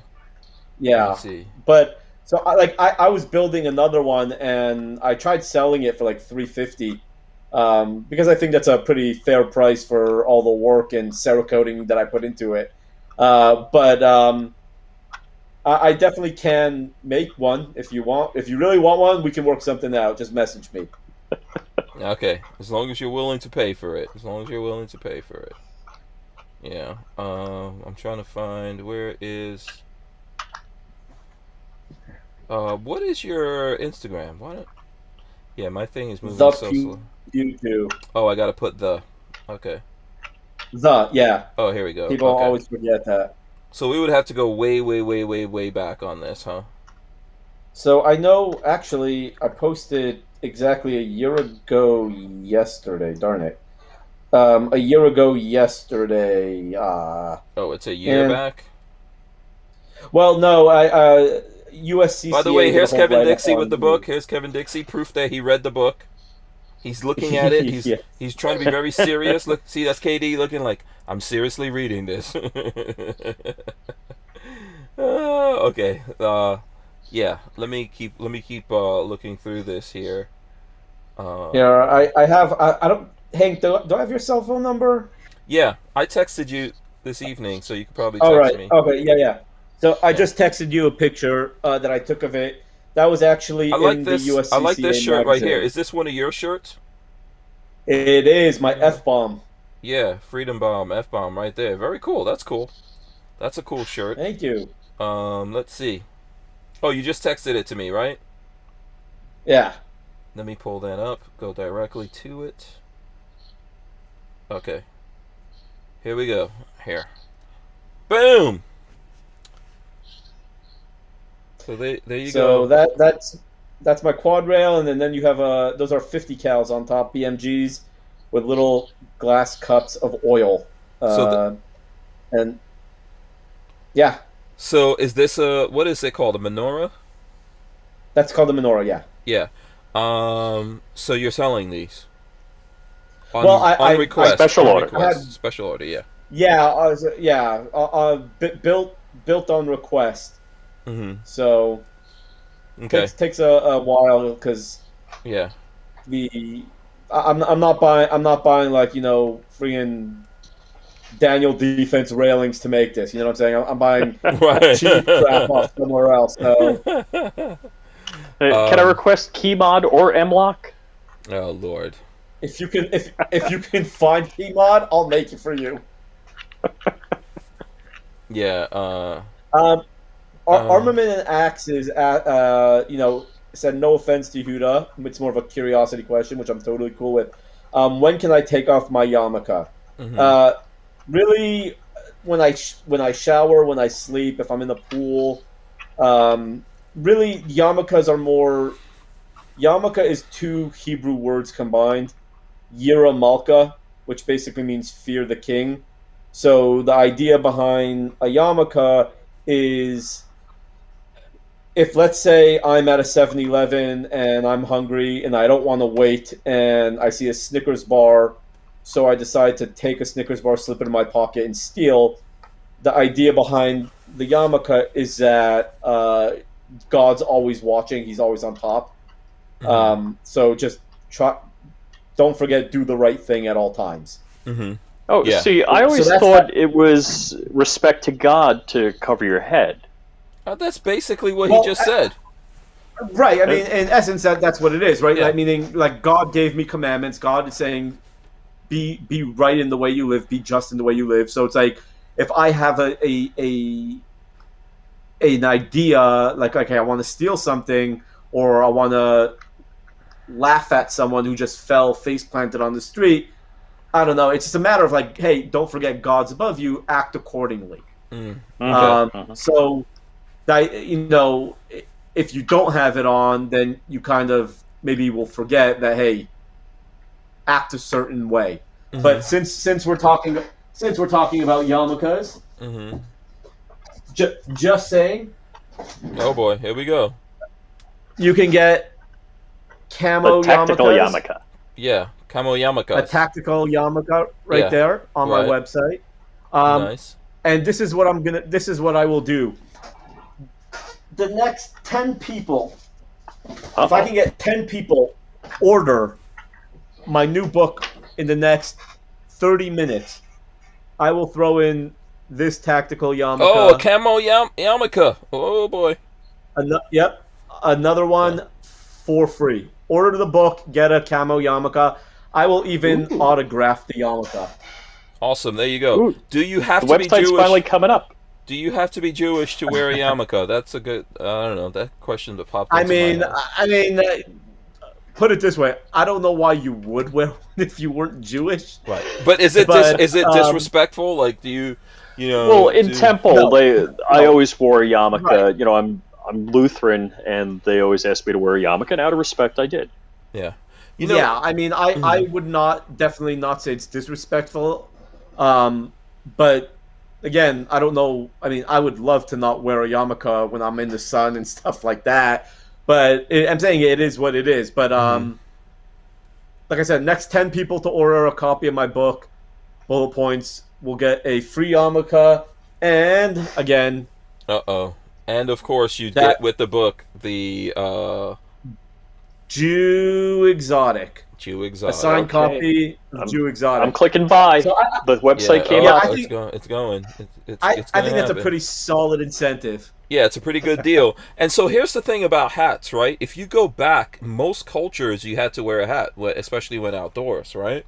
In the past. There's a lot of... Yeah, I mean, the hats are... Yeah. Yeah, you had to wear it. It was like considered respectful when you were outdoors, at least, to wear it. Maybe when you went indoors, it was respectful to take it off. Like, I was looking at video footage that was taken from 1911, and everyone that was outdoors had hats. Women had hats on, men, children, the poor, the rich. Everyone had to have a hat no matter what. So, yeah, basically, people were all wearing hats through, if I remember correctly... through JFK was like the first one to make not wearing a hat cool. Okay. So ever since then, people kind of stopped wearing hats, I believe. I could be wrong about that, but that's what I remember reading. Rich, thank you very much, man. I'll send it out first thing tomorrow. Yes, and cool. Armament and Axis says, now I think I will convert to being Jewish just to wear it. You're gonna have to buy the book first. Don't do it. Don't do it. It's not worth it. Wait, hold on a second. Why are you saying that? The best Jewish holiday is Sukkot, because you get to eat and party, and you don't have to feel bad. Yeah. Oh God, there's so many better ones. Yeah. It's okay. Sukkot is great because you're outside. Huh? Say it again. I said Sukkot is great because you're outside and you're not in a lot of good meals. A lot of good meals. But telling you, sitting in one of those Sukkots in Texas weather, not fun. So you were just saying, don't become Jewish? Is that what you're saying? Don't do it. I mean, look. Here's the thing. It's actually very interesting. In Judaism, we are the only religion that if someone says, I want to convert, we try to change their mind. Really? We don't say, oh, that's great. Come on, come get blessed by a rabbi and you're Jewish. It's to do a real Jewish conversion, an Orthodox Jewish conversion, I believe is like a 2-year process. And in that time, they are trying to dissuade you from doing it. not because they don't want you there, because Judaism has so many laws that a normal person, like who never, who never grew up with all of our laws, would find crazy, that they want to make sure that if you're converting to Judaism, you're in it to win it. You're not in it, and then like 6 months after you convert, you're like, yeah, this isn't for me. Like, we want people to understand that you're converting. This is what you're gonna get. This is what you're gonna have to do, and if you don't want to do that, then don't convert. Mm-hmm. So we actually don't go out and try to convert people, and we tell people, we put them through the ringer if they decide to convert. Is that because there's just not a lot of room in Jewish heaven? No, I'm just kidding. That's comedy. That's comedy. I totally did not hear you. I said, is that because there's not a lot of room in Jewish heaven? Everyone can't get in. Look, jokes, jokes out there. No, I get it. It's actually interesting. I've had this conversation with a friend of mine, and I asked him, he's Christian or Baptist, I don't know, whichever one thinks this way, but I asked him, hey, look, I'm never going to accept Jesus as my Lord and Savior, so does that mean I don't have a place in heaven? And he basically said, he's like, yeah, that's what we believe. In Judaism, we don't believe that. There is a place in heaven for everybody. Now, if obviously you are not a good person, there's no room for you. But if you lived a good and just life, there is room for you. So, it might not be on the same level. This I don't know. I'm just speculating. It might not be on the same level as, Jews who follow the commandments and everything. But there is a place. No one is, just because you're not Jewish doesn't mean you can't get in. So, yeah, I understand. There are religions who believe that you have to follow that religion in order to have a place in heaven. Right? Yes, that's that's something that the philosophers debate, and obviously it's a great matter of faith, because you're going to find out. You're going to find out at some point. One of the Jewish laws, I always found this one interesting. So you can't eat a cheeseburger if you're adhering to kosher rules, because you can't seethe the kid in the milk of the mother. But also, you can't have like chicken cordon bleu. Now, of course, chickens don't give milk, so that doesn't make sense. But in Judaism, you're not supposed to do something that would even be perceived as being bad, which I think is a fantastic lesson. Yes. So we have. I was actually I forgot who I was talking to about this. A perfect example would be swimming on our Sabbath, right? Now, the reason why the rabbi. So we have something in Judaism called gedarim, which basically means fences. And what they are the rabbis will place a fence, proverbial, a so-called fence around a certain idea to make it more strict. And here's the reason. Swimming on the Sabbath. Technically, you're not breaking any commandments by jumping in the pool.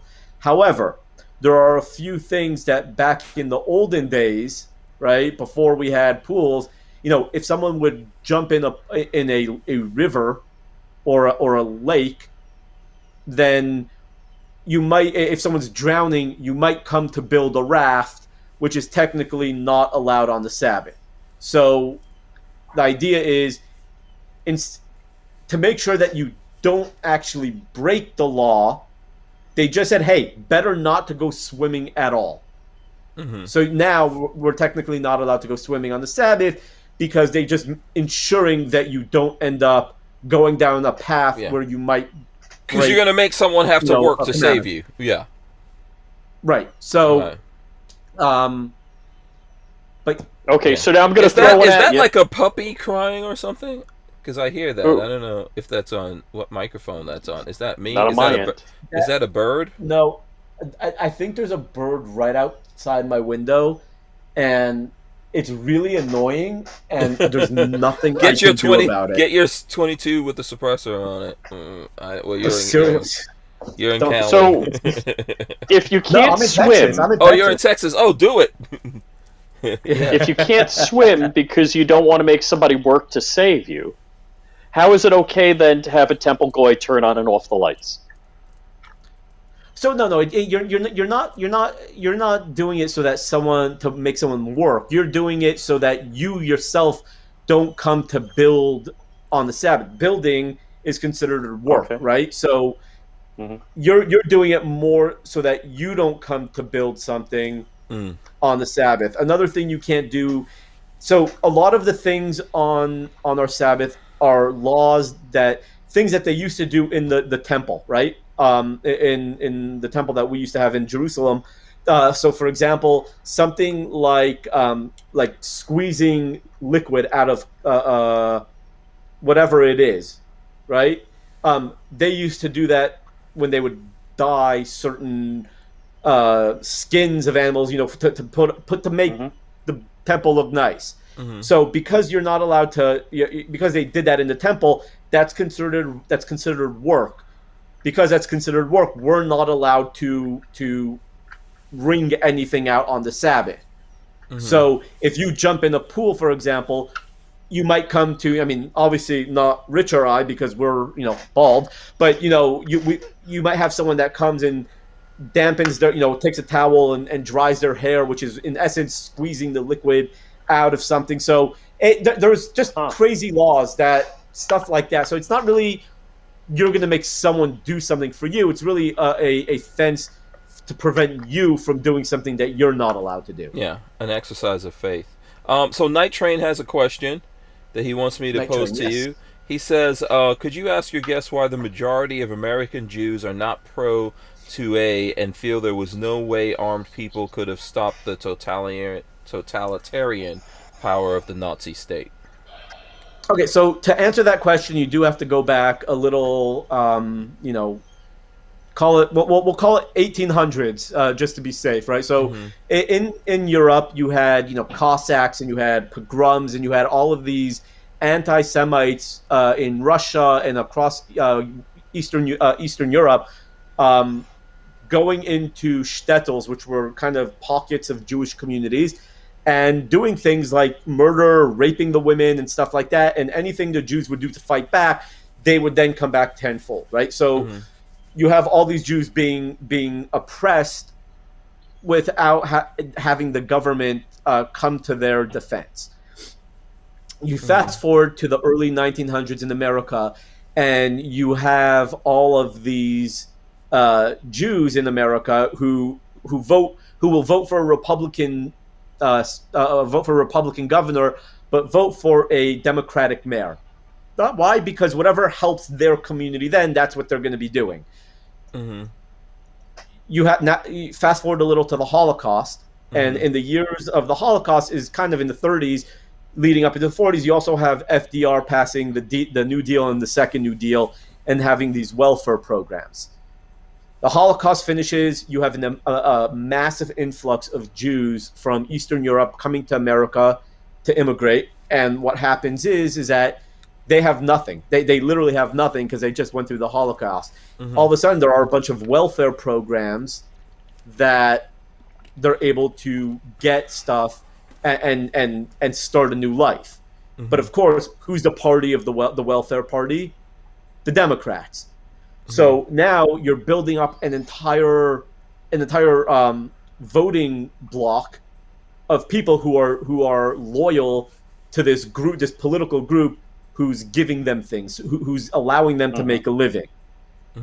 And then just one thing leads to another. As the Democrat Party started becoming more and more left and more liberal and more anti-gun, so did the people that followed them.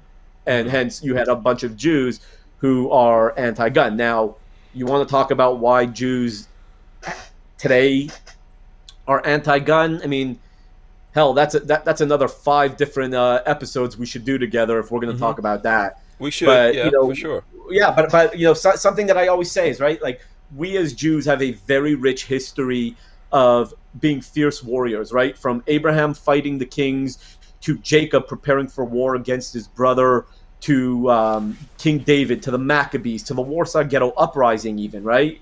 If you want to do a big jump in history, we have fierce warriors, King David, right? We have a fierce background of being just brave and pretty John Wickish type warriors. Yet, since the Holocaust, the only label that has stuck with the Jews has been sheep led to slaughter. Mm-hmm. And it's very unfortunate. And that's one thing that I, as a proud American, Jewish, red, white, and blue, patriotic, America-loving guy, is trying to change. And look, not all Jews are anti-gun, and it's time that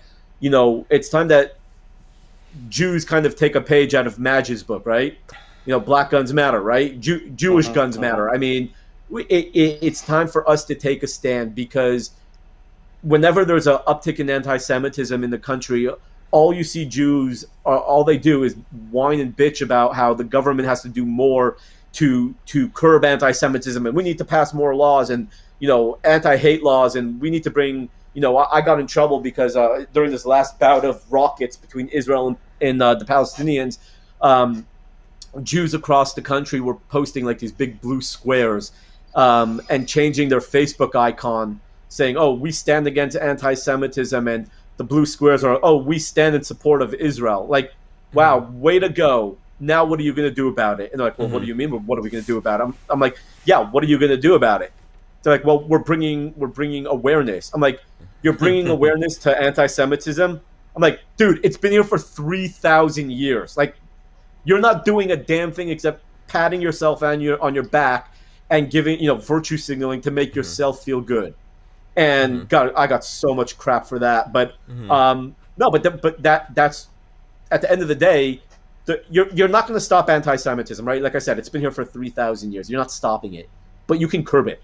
And the only way to curb it is if someone comes after you, you fight like hell, whether it's with a firearm, a knife, or your fists. If that means you have to go take martial arts, you go learn martial arts. You fight back.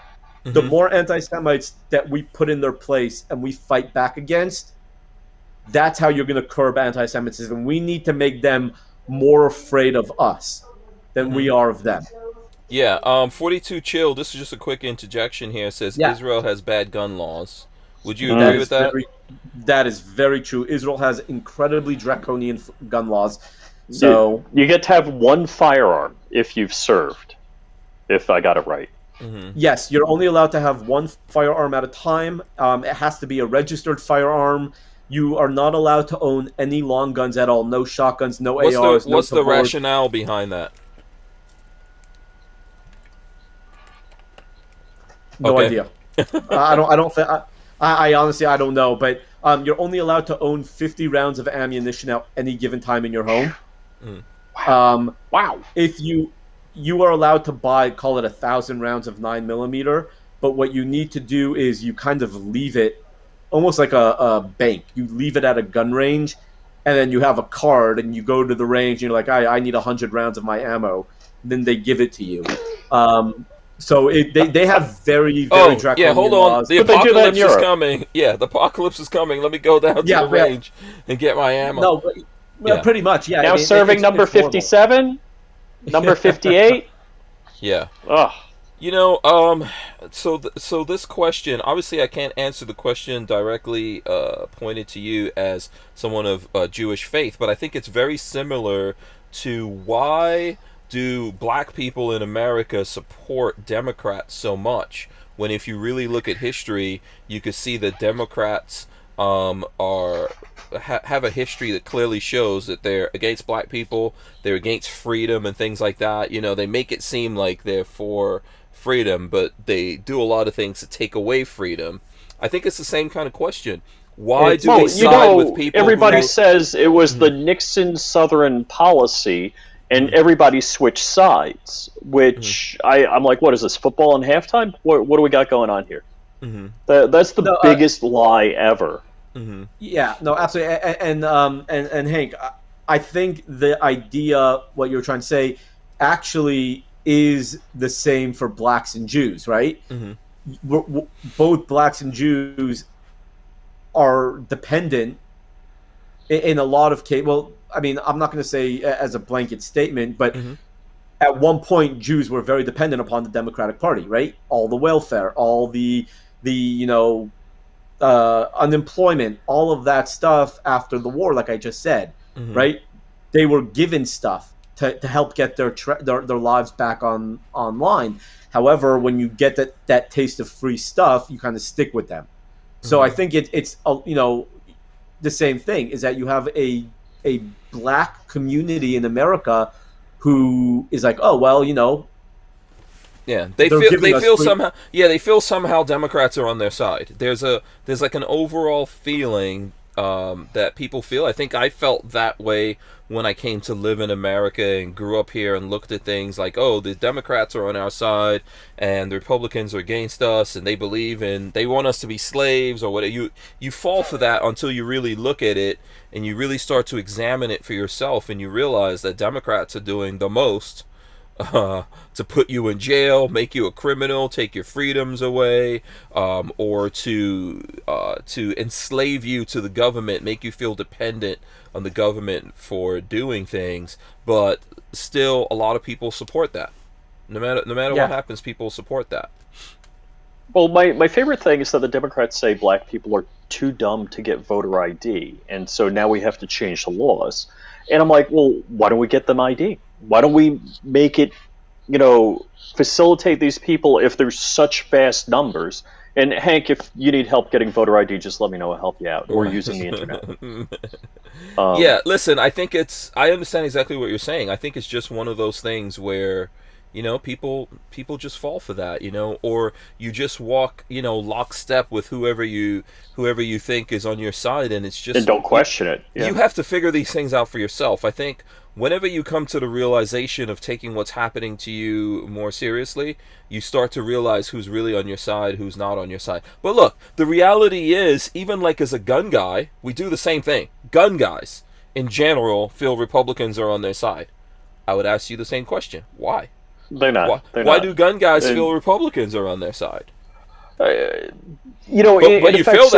gun guys feel that way, right? We feel, oh, there's Republican, they're on our side. All right, it's not that Republicans are on our side. It's not. They're not actively taking away our liberties like the Democrats for the most part. I think they are. Except in Florida, where not just they Florida. signed. I mean, not just Florida. It's happening everywhere. It's happening in states all around the country where there's Republicans that are doing a lot of this stuff or allowing a lot of this stuff. It's happening in D.C. Look what happened in Louisiana today. Yep. Louisiana is a perfect example where they were supposed to override the governor's veto and they didn't because, there's people who took Republicans. Yeah, people took bribes, so Sanctuary County says, FlyingRich, I was about to type that Dems think minorities are so dumb. I think politicians. Well, Ami Horowitz did a good man on the street interview with interviewing liberals about why they think blacks have such a tough time to vote, and then he went out and this is New York City and interviewed a whole bunch of black people, and they're like, I know how to use the internet, I have ID, what are you talking about? But all of these white do-gooder liberals, they're like, oh no, I'm much smarter than them. They're too dumb to be able to do these things. It just was stomach churning. It was awful. I think it's the reflection. I think everyone's using things, and ultimately, people have to figure that out for themselves, right? And it's how it's reflected based on what side you're on, which gets complicated. Ultimately, you have to think about everything for yourself. The end is near said Trump and red flag and bump stocks. Yep. So it happens. It's the easiest way to trick human beings. Okay, listen, I want to do this. If you did, first of all, smash your thumbs ups. If you didn't get the offer from Yehuda, he said if you guys buy the book, which you can get on his website, the Pew Pew Jew. Right, if you buy the book, you get the what is it? You get Jew Exotic. Yarmulke? Yeah, wait. The tactical yarmulke. Yes. So you buy this book. You buy this book, which you can get on his website. You get the tactical yarmulke, and what else? And a autographed copy of the Jew Exotic picture, and the tactical yarmulke, and you get an awesome, amazing book that that you can share with your anti-gun friends and all that kind of stuff. Do we want to? Let's go through. We promised the people. I know we've got like 5 minutes, but we could stretch it here. Let's go through some of the bullet points, real quick. Okay. So the title of this thing is "Reasons Why America Should Embrace Common Sense Gun Laws." That's what's on the book there. And it's, don't take it at face value. Okay, AR-15s and other assault rifles. What are the reasons that we should embrace that, Yehuda? There are no reasons. Boom, there you go. Chapter 2, high capacity magazines. What's the reason we should embrace that? There are no reasons. Oh man, you had to dig deep for that one. You had to dig. I did. A lot of research went into that one. Braces and bump stocks. Why should we embrace the bans on that? Oh God, what did I write on that one? Oh, right. Maybe Rich. Reasons. Oh, okay. I was going to say we can give one to Rich. Okay, let's see if Rich can figure this out. You don't have the book yet, Rich. You just ordered it, so you get. No, I just ordered it. Why should we embrace waiting periods?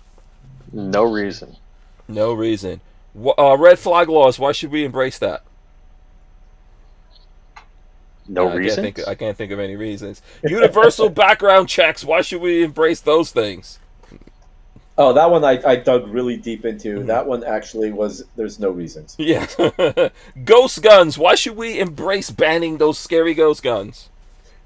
No reason. No reason. Silencers. Why should we embrace getting rid of the silencers? Yeah, there you go. That one was suppressed. Psychological evaluation. Why should we embrace that? No reasons why we should embrace that whatsoever. 0 reasons. Yeah, ammo and micro stamping. Oh boy. Is there a reason why? Can anyone think? Anyone? No, I can't. I don't think there's any. No reasons. Bueller. Okay. Bueller. Liability insurance. Oh, why should we embrace liability insurance? Not at all. Smart gun tech. Smart gun tech. Why should we embrace that thing? That's scary. Oh, okay, there you go. No reason. Gun violence. Gun violence is a reason why we should embrace this common sense stuff. No. So, and then it goes to the bibliography after that. What's up? I was gonna say, did you actually read the bibliography? Let me see. Let me go to the bibliography. That's on page 209. I went to the bibliography, and that was like the cherry on top. Yeah. Let me see. Where is page 209? Oh, let's see. Here we go. So 209, the bibliography, if you guys can see that right there.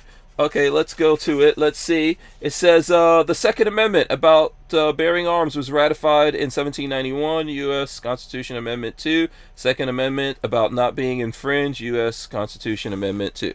That's your bibliography right there, if you guys could see it. If it's coming up on there. There you go. Shall not be infringed, basically. Oh, look, we did it before we even got to 9 o'clock. Gun Doctor TV says, why shouldn't me embrace nuke 15s? Why shouldn't we embrace nuke 15s? I think I'm gonna put that on the shirt, a nuke 15. Yeah, there you go. That's great, a nuke 15. Yeah, Kathleen Music Lover says, when the government gives up their firearms, I will give up 9. No, when they give up their firearms, I'm taking over. That's 42 Chill says natural human rights. If you guys have any questions, let us know now. We can take some questions. If you want any explanations of what's in the book, I would suggest that folks get bullet points, reasons why Americans should embrace common sense gun laws. It's a great book, easy read, makes you look into, sit in the airport just reading that, and you'll get all the ladies. If you're a single guy, you get all the ladies. Well, CNN's on the TV, right? Yeah, and by the time they figure you out, you're in and out of there. So hopefully, I don't know if you really want to deal. You don't want to deal with those ladies who are gonna like you having that book anyway. Conservative women are more attractive. This is true.